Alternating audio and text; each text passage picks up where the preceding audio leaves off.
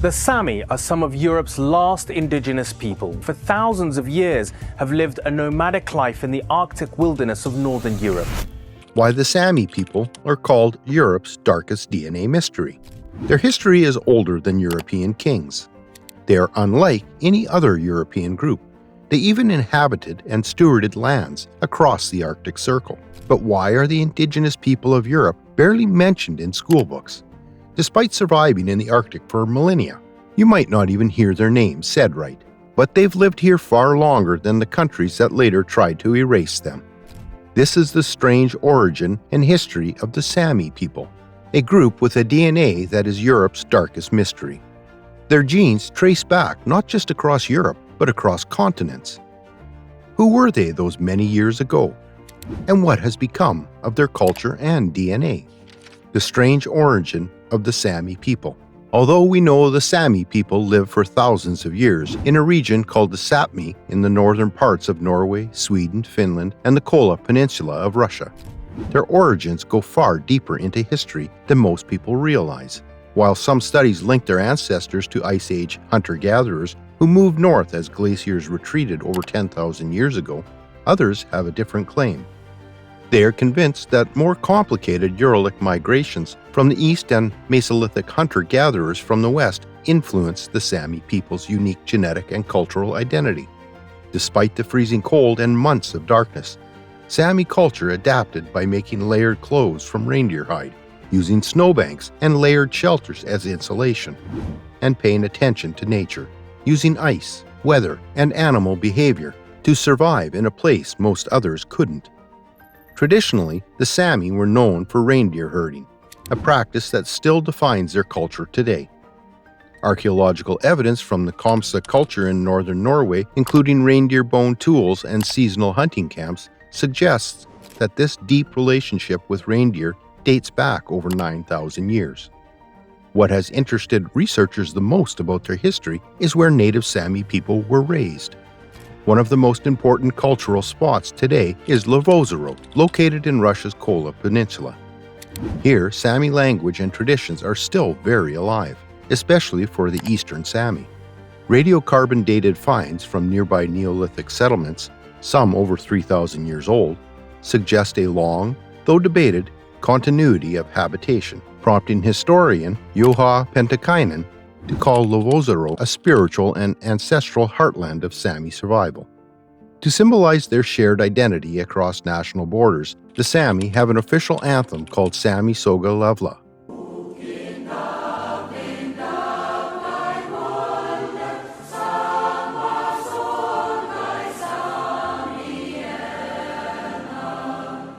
Which means Song of the Sami People, written in 1906. Their traditions and language could make them seem like just another indigenous group, but when scientists started looking into the DNA of the Sami people, they quickly realized this wasn't just a random European population. Why the Sami DNA is Europe's darkest and most mysterious DNA.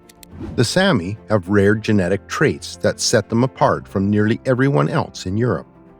Their Y DNA, which traces paternal lineage, often includes haplo like N1C, formerly N3, a genetic marker commonly found in populations of Uralic-speaking peoples in Siberia and northern Eurasia.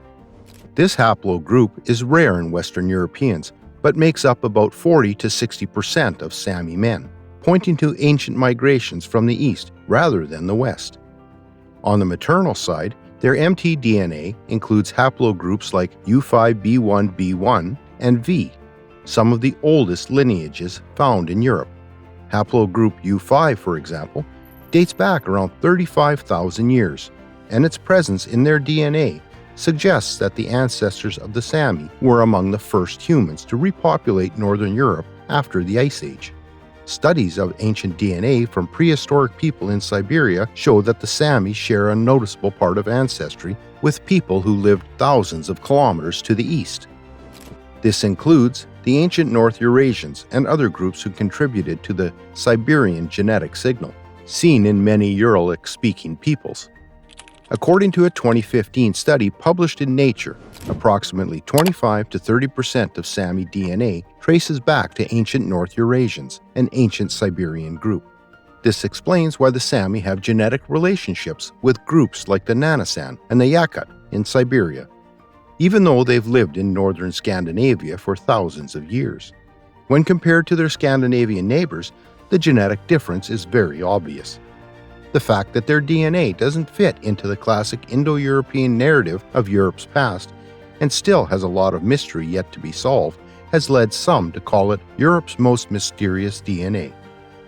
In short, the Sami carry genetic threads from a Siberian past that mainstream European histories often overlook. As distinct as it is, this dark DNA was on the verge of getting completely overshadowed. But how? The Sami identity getting erased through assimilation. Well, for centuries, the Sami people were basically ignored. Then suddenly, they started getting actively pushed toward extinction culturally. In Norway, Sweden, Finland, and Russia, governments launched aggressive assimilation policies to erase Sami identity. Children were taken from their families and sent to boarding schools where they weren't allowed to speak their own languages or practice their traditions. Sami names were changed, yoik singing was banned, and Christian missionaries labeled their spiritual beliefs as pagan or evil. In Norway, this process was even given a name: Norwegianization. The goal was quite simple: make Sami more like the majority population and erase anything that made them different. Colonization also meant the loss of land, and for a people whose ways of life were very related to nature, that hurt badly. Sami territory, or Sapmi, once spanning the northern parts of 4 countries, got divided, sold, or turned into resource extraction zones as states expanded and industrialized. Reindeer herding routes were blocked by roads, mines, and wind farms. Traditional fishing and hunting rights were restricted or outrightly stolen. To make matters worse, because Sami laws and oral traditions were often not written down, their land claims were dismissed as unofficial. Over time, Sami people were left feeling like strangers in their own homelands, but unlike what everyone thought, that wasn't the end of their story. In recent years, DNA testing has become one of several tools used in reclaiming Indigenous identity, and the Sami are using it to push back. Genetic studies have confirmed what Sami communities have always known: that they are a unique group with deep historical roots in Northern Europe. Now, Sami people and communities are using DNA to strengthen land claims, fight for Indigenous recognition, and challenge governments that once tried to erase them. Sami language schools are opening again. Yoik is being sung louder than ever.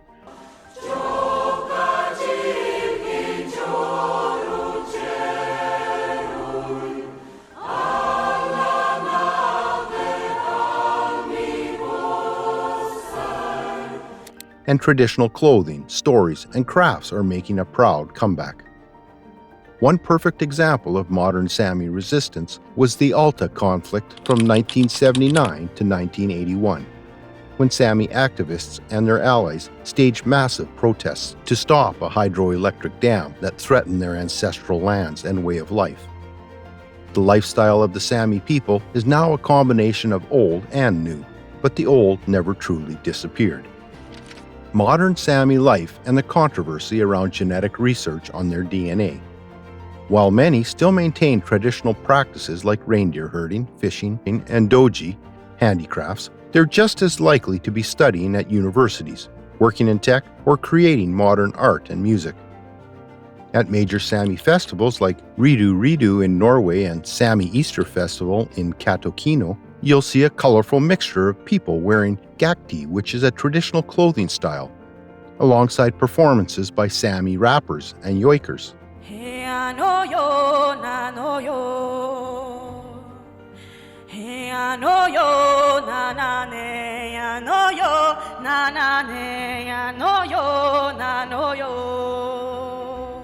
There's also joik, a unique style of vocal music that is one of the oldest musical traditions in Europe and making its own comeback among Sami youth as a way to reclaim their identity through music. Artists like Marie Boyne, whose fusion of traditional joik and contemporary sounds has become iconic, often headline these festivals and inspire a new generation of Sami cultural pride.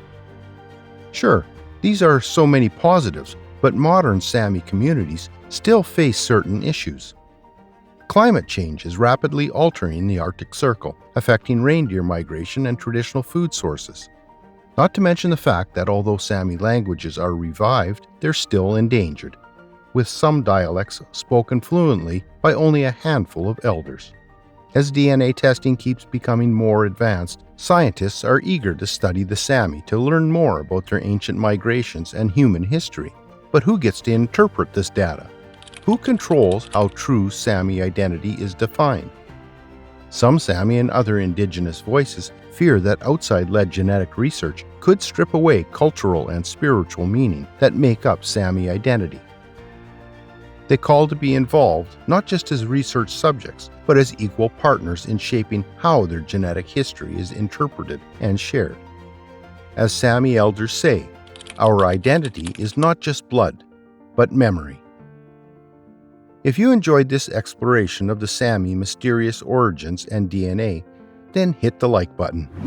To stay updated on more ancient history and recent impressive DNA analysis on these ancient people, subscribe to our channel so you don't miss our next videos.